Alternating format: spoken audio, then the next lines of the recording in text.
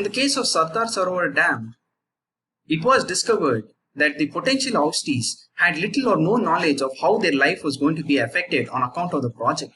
There was no knowledge at the time or extent of displacement or any other idea as to where they would be relocated and how the manner of rehabilitation and resettlement was to be given across. Whenever activists tried to educate people on these issues, the local administration had come down heavily onto them. Several arrests were made under the Official Secrets Act, and this showed across the greater agitation against the implementation of the same.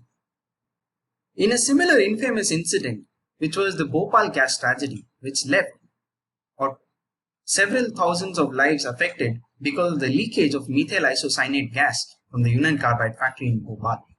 The government utilized the Official Secrets Act of 1923 from disclosure of making public the details of monetary settlements that were made between the government and the Union Carbide.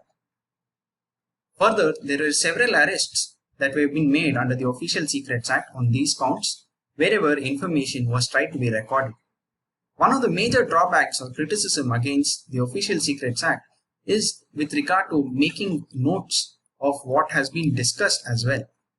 Now that becoming a great impediment for the right of press, the freedom of speech and expression, the Official Secrets Act 1923 still continues to have its stand. Further impediments to the legislating on the right to information are with regard to the oath of a public servant. Every time a public servant takes or is becoming an incumbent to a public office, he takes an oath and swears that all information that is received is a state secret. Now, with regard to these, there are two certain rules that we will be looking across, that is the Central Civil Service Conduct Rules of 1964 and the All India Service Conduct Rules of 1968, respectively.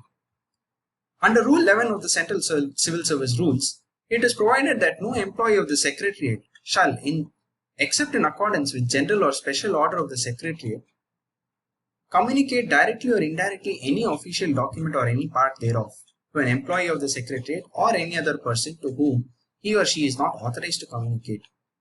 Now, prior to the RTI legislation, Rule 11 of the Central Civil Service Rules acted as one of the major impediments to granting the right to information. Similarly, Rule 9 of the All India Service Rules provided for such a similar provision wherein employees who were employed in the All India services were not allowed to communicate any information to any government servant or any other person whom he is not authorized to communicate.